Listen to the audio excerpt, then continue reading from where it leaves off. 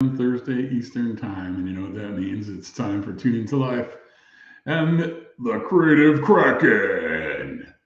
This is where we go the stories behind the artist, the song, and the lyric, and we learn life hacks so that we can all compose our life like a symphony. Today is the last day of Maslow's month. And basically, we're going to be talking about self-actualization, taking action, changing who you are for the better. And we're going to do it with Good Feeling by Flo Rida. So enjoy, and I'll see you on the flip side.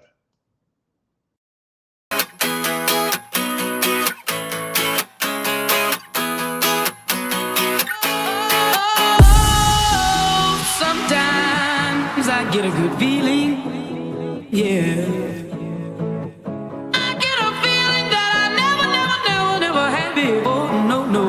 Get a good feeling, yeah. Oh, sometimes I get a good feeling, yeah. I get a feeling that I never had before. No, I get a good feeling, yeah. Yes, I can. Doubt, better leave. I'm running with this plan. Pull me, grab me, crabs in the bucket can't have me. I'll be the president one day. January 1st. Oh, you like that gossip? Like you the one drinking what gossip.com. Now I got a word for your tongue. How many Rolling Stones you want? Yeah, I got a brand new spirit speaking and it's done. Woke up on the side of the bed like I won. Talk like the wind in my chest to that sun. G5 in the US to Taiwan. Now who can say that? I wanna play back. Mama knew I was a needle in a haystack. Upper body boy, plus way back. I got a feeling it's a rap. ASAP. Oh, sometimes I get a good feeling, yeah.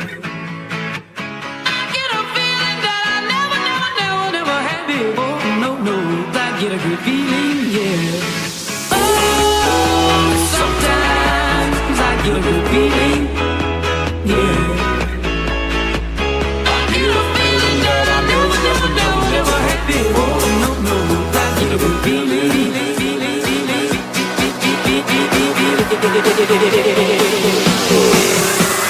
The mountains high, walk on water. I got power, feel so royal. 1 second, I'ma strike for you. Diamond, platinum, no more for you.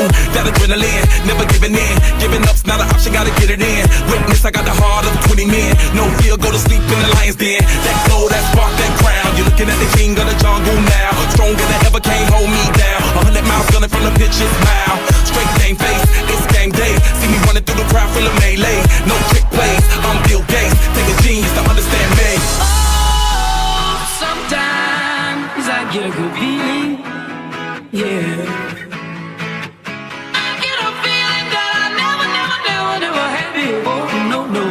Get a good feeling, yeah. Oh, sometimes I get a good feeling, yeah. I get a feeling that I never had before. No, I get a good feeling.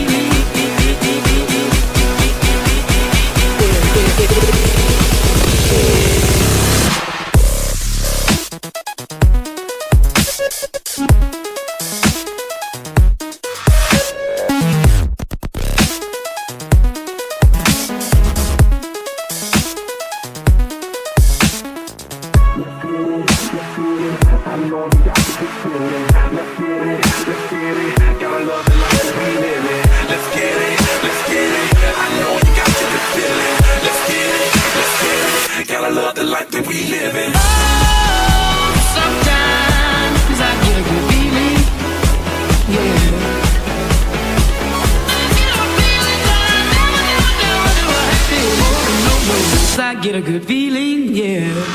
Oh, sometimes I get a good feeling, yeah. I get a feeling that I never had before.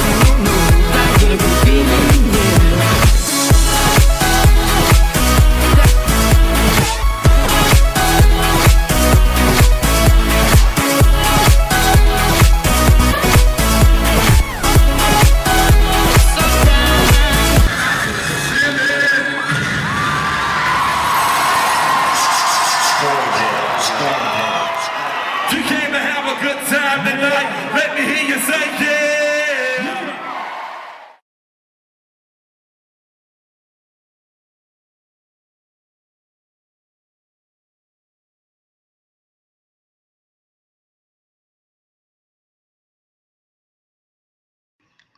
Yeah, if you saw, there's like 9 people with credits on this song. That's because it was a double sample. So here, let's just go through it. It's because this is rap does this all the time. Flo Rida is really good about saying, hey, you know what? I collaborate with people and I sample stuff and I just make good songs that people can jam to. So let's look that over first because it's got one of my favorite singers of all time, Etta James. So way back when, I think it was 1969, Etta had a hit with Something's Got a Hold on Me and Chess Records. And so the original song was written by Etta James, Leroy Kirkland, and Pearl Woods. And then back early 2000s, I think, Avicii wrote a song called Levels, who also sampled the song, but then it also had a cool groove in it. And that was written by Raj Panuri and Tim Bergling. And Flo Rida sampled from both those songs. So that's why you got the first 5. And then the latest song, Good Feelings, the Flo Rida version, those parts in the rap and the production and the different keyboards and instrumentation that was brought in was written by Flo Rida, Brian Isaac, Circuit, and Dr. Luke. Dr. Luke being one of the producers he's collaborated a lot with. So there you go. What can you say?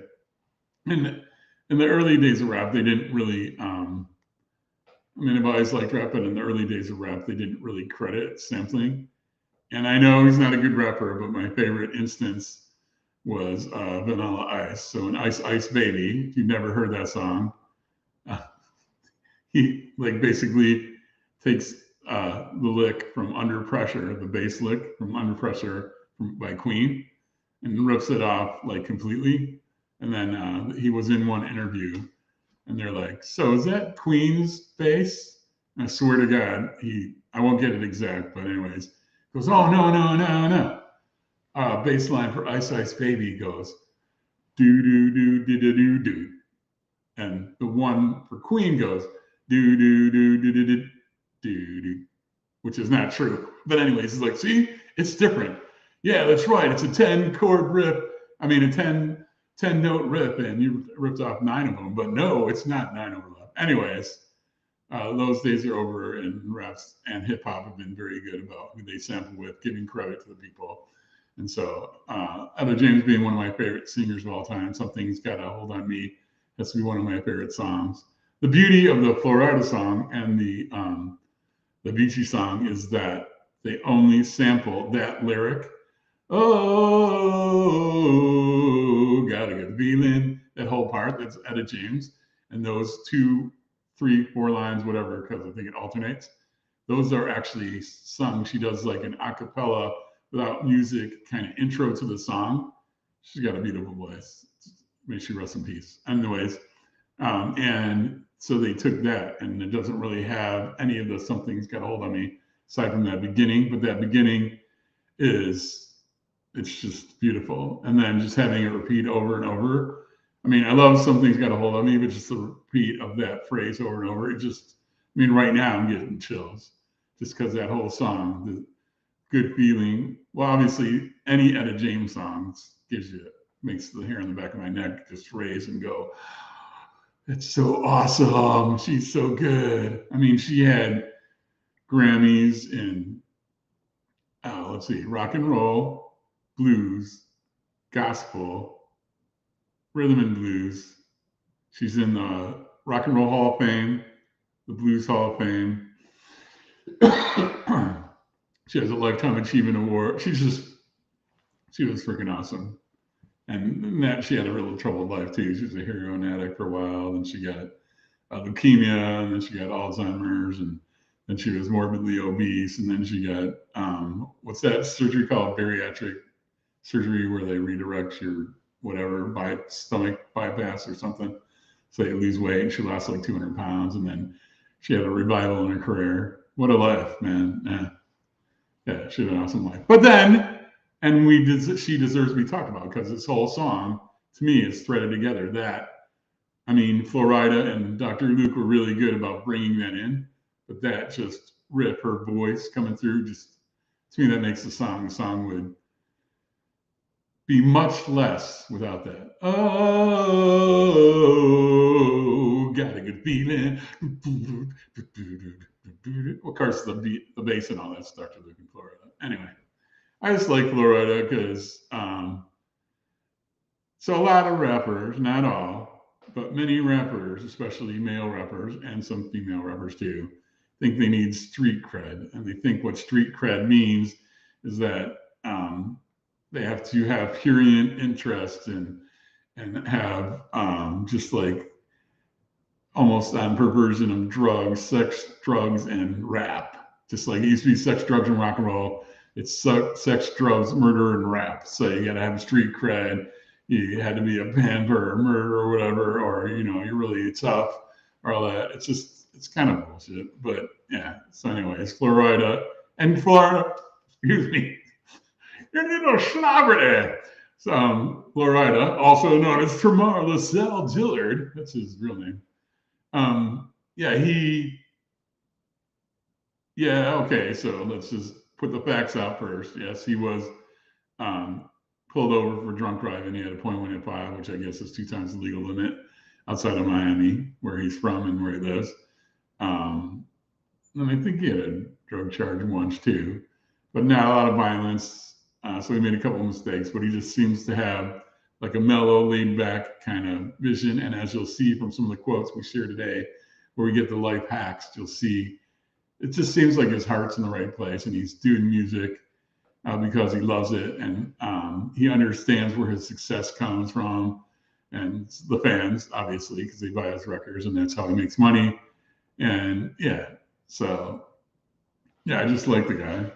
But a lot of times, I don't know if you've seen him in interviews or anything, but he's kind of, what's a good word? He's kind of dry.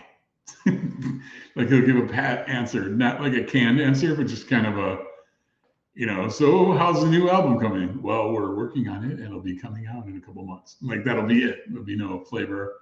And then a lot of people also criticize, like, I don't know, in this video, it seems like he's having fun, but people criticize. It's like, oh yeah, he's got those glasses on and he's wearing the sleeveless t-shirt and driving in a car and he doesn't look like he's having fun. He's got a serious look on his face. It's like, whatever.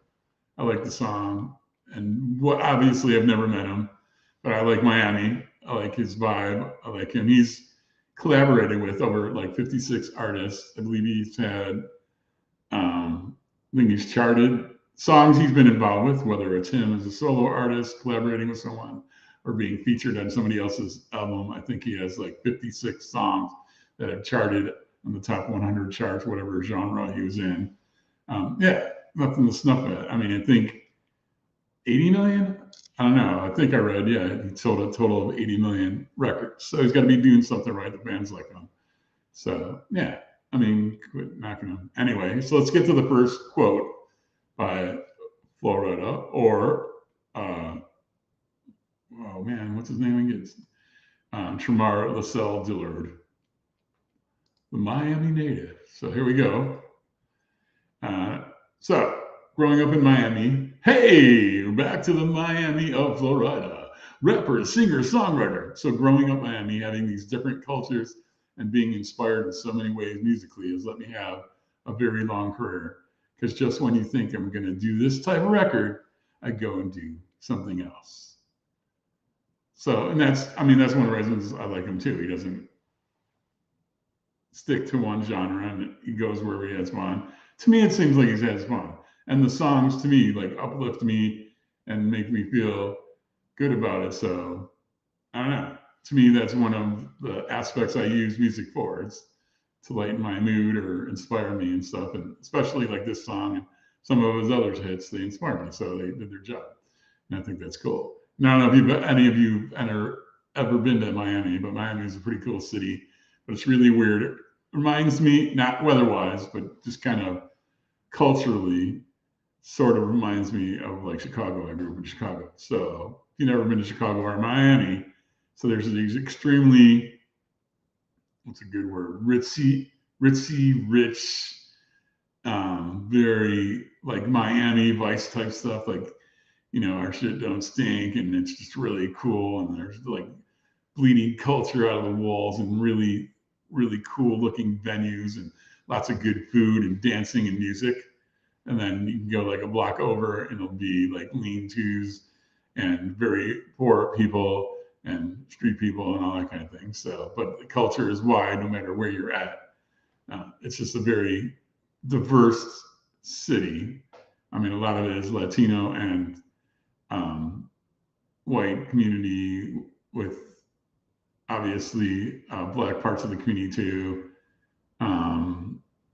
Not a lot of Asian, at least in my memory. And then it's like a vacation spot, like people from all over the world come to get that Miami vibe. Yeah, so there's a lot of cool clubs and that kind of stuff, but it's way diverse. It's diverse across the economic spectrum, diverse across the culture spectrum, diverse across religion, everything. It's a very cool city. Yeah, and the weather's pretty good too. So from that, you just got a lot of diverse influences. You can tell in his career, just his music, all the people he's collaborated with, the different kind of, need some water. The different kind of music he's done, the different people he's collaborated with. You can tell there's a Miami influence there. Excuse me. And Mark Vancouver died on his Tune Into Life show, episode 62. So that'll be all the episodes there are of the show because Mark just choked on some water or whatever. Anyways, the life hack from him enjoying a diverse upbringing, diverse city, and having that influence his musical taste and his musical output is including all of your influences will lead to success and variety. Too many people in this world do not acknowledge, one, where they came from, where their ideas come from, people that influence them, people around them that inspire them, and they make it all about them. And so one of the things I wouldn't call it humility, but it's acknowledgement. He acknowledged all the influences he had, and he thanks them for success. And I think that's pretty noble. And I think if we live our lives that way, we'll be more successful. And even if we're not more successful by the classic definition, like money and possessions and all that, we'll be successful in life because we acknowledged our influence. We grew into a person as a whole. And so that way we're successful and we embrace our influences around us. And that's kind of another thing, like a lot of corporate America, probably corporations all over the world are doing like the diversity thing. And then people cop out and they say, whoa, we want diversity of thought. Well, guess what? It's my assertion that you cannot have diversity of thought without diversity of, and then put any attribute. So diversity of race, diversity of religion, diversity of gender, diversity of sexual orientation, diversity of economic status, diversity of intellectual ability, the diversity of physical ability, all those things that influence a human's experience also influences their thoughts. And so to have diversity of thought, you have to have the diversity we talk about when we talk about affirmative action. Is affirmative action the best way to go? I don't think so. But you want the diversity of your organization or your group or your friends or your family or whatever to represent the whole of society. So there you go. Diversity of thought comes from diversity of people. Not, I'm just going to hire some other white guy from University of Illinois who's about my age, but he thinks different than me. So that's diversity of thought. No, that's not what diversity and inclusion is. And that's not, that four-letter word that people say, but oh well. So yeah, just acknowledge your influences, let them in, and then express them out. And when you deliver, when you act on that, then you'll be successful and you'll actually feel more fulfilled too. So, it's not all about you. You didn't get to where you are alone. Nobody goes through life and no one influenced them. I mean, even sociopaths and psychopaths, I would say, kind of think of the diagnosis because they used to be therapists. So on the DSM, are we up to 7 now? I don't know where, but the authoritative tome, which helps you diagnose psychological illnesses, the DSM, is so sociopath and psychopath. There's different forms of those, but I do believe so. Psychopath is when there's a chemical imbalance, but I think even though they're kind of devoid from things. I can't, all right, I'm going to say it definitively. No one gets through life without being influenced by another. There you go. Okay. So when you acknowledge those and you let the influence in, and then you feel more fulfilled. So there you go. So let's move on to the second quote by Flo Rida. Or do you prefer Tramar Lascelles Dillard? Okay, so we're going to move on to the second quote. So the second quote is, if they can go out, so he's talking to the fans, this is an interview. I really like this quote, by the way. So if they can go out and buy my albums, I can at least make the sacrifice to howl at the few people who call. A lot of times I'm so busy, he said, so they'll get my voicemail. And if I can speak to them and I have time, I always text back because I think that's important.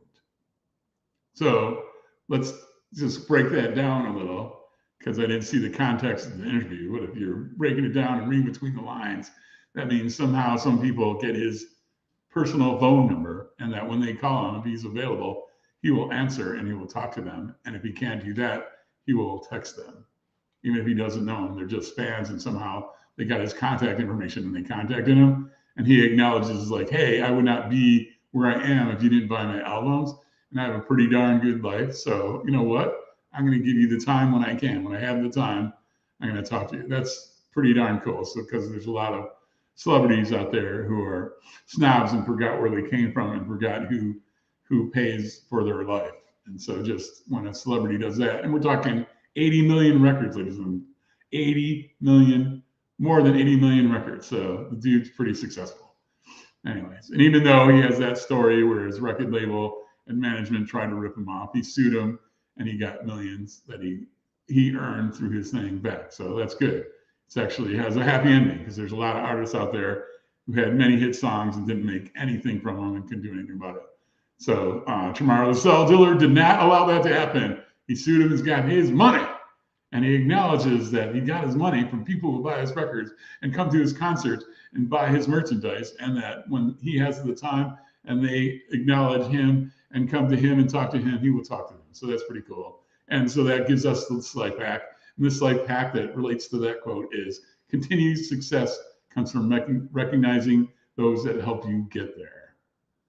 So once again, you can see, I think you can see a theme in the show. None of us get to where we are without the influence and help of someone else. So acknowledge that. So you acknowledge your influences and let them come in, and then you have a wider variety of output, successes, and actions.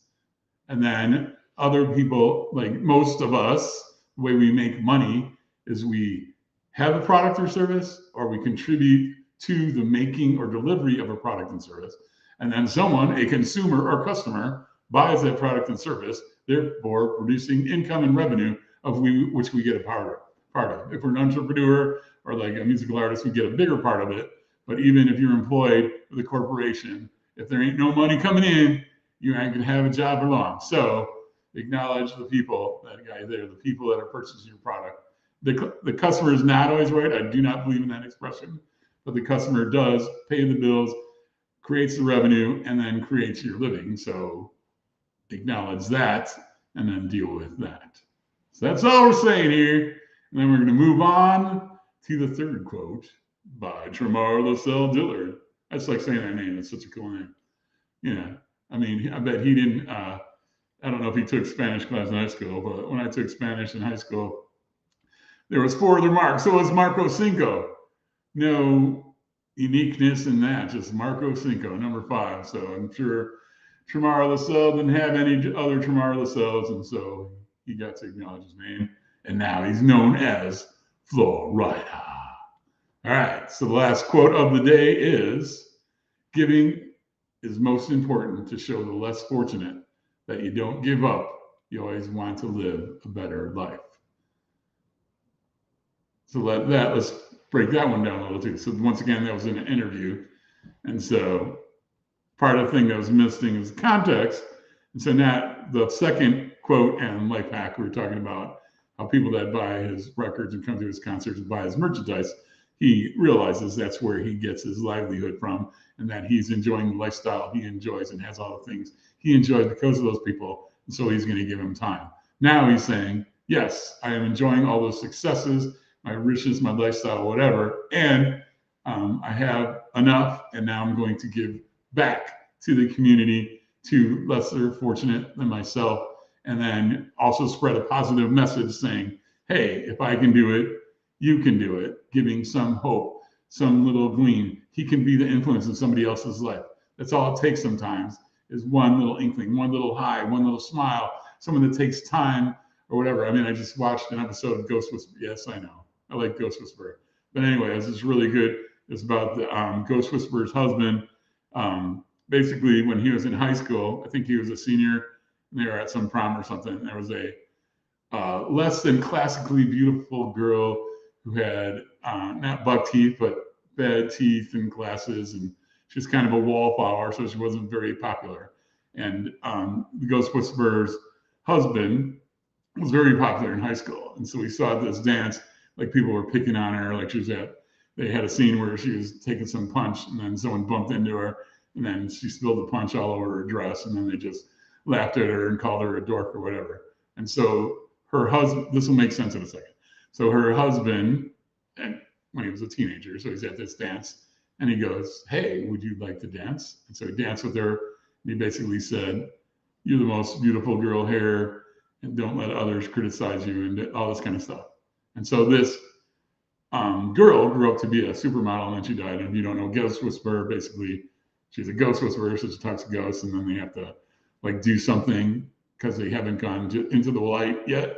So she has to help them do something so they get to light. Anyway, that the reason this ghost was then haunting her husband, who doesn't usually see ghosts, is because she remembered that one moment. That was like a pivotal moment in her life when someone acknowledged her almost at the worst time, where she was at a dance and someone bumped into her and spilled the drink all over her dress and called her a dork. And she was feeling so low about herself. And then someone reached out a hand, and he didn't want anything. He just wanted to lift her up. And so he had a dance, and he said she was beautiful, and that made her day. And she remembered that, and then became a supermodel. And we won't go into that part of the story, but just that one little instance of someone giving kindness, someone giving praise, someone giving hope, and then lifted this person up such that the rest of their life, that was the changing point in their life, and they took little steps they needed to become successful. And so that's what Flo Rida is saying here. In fact, let's just go and revisit that, because that was a long story, and you probably forget the quote. I know I did, so let's go back. So giving is most important to show the less fortunate that you don't give up. You always want to live a better life. So you can be that person just by saying, hi, how are you? Or being nice to someone on the road, or just, you don't know what's going to be. If you're a positive influence and you're acting positive, you don't know who you're going to impact. And it doesn't matter that you know. It's just if you put that energy out there, you may help someone. And wouldn't that be great? You're not going to ever know all the people you influenced, all the people that you might have done something positive for, all the people whose lives were different just because you did something nice. Not, oh, how great you are, but that you as a person can have that influence by doing stuff like that. So there you go. And so the life hack we can get from that is when you share your success to help the less fortunate, you can create a better life for everyone. And yes, if you've seen the show before, you know what's coming, but we're not going to get there yet. First, we're going to review the 3 life hacks we learned from Flo Rida, Good Feeling, with a sample of Etta James. So here they are, the 3, including all of your influences will lead to success and variety. Continued success comes from recognizing those that helped you get there. And when you share success to help the less fortunate, you can create a better life for everyone. And what do we get when we create a better life for everyone? You know it, it's coming. Living your best life creates a better world for everyone. And I'm part of that everyone, and I thank you for living a better life. So get out there. If not you, who? And if not now, when? So get out there, figure out your talents, go live your talents, go express yourself, go create in the world, create goodness, touch other people. That's all I have to say. And I'll see you next week. I have no idea what the theme next week is. Can you believe it? It's February 2023. We've already been through a month in 2023. So I don't know what the theme of next month's going to be, but that'll be the first week of that theme. And so I'll see you next time. I want to thank Rob Berry and Wayne Gabriel for showing up. I know that some other people did too. There's always some lurkers who don't participate or comment, but that's okay. I know you're there, and I'm glad that you're there. So thank you very much, and we'll see you all next week. Watch the outro. It shows you how I use copyrighted material and fair use, and have a great week.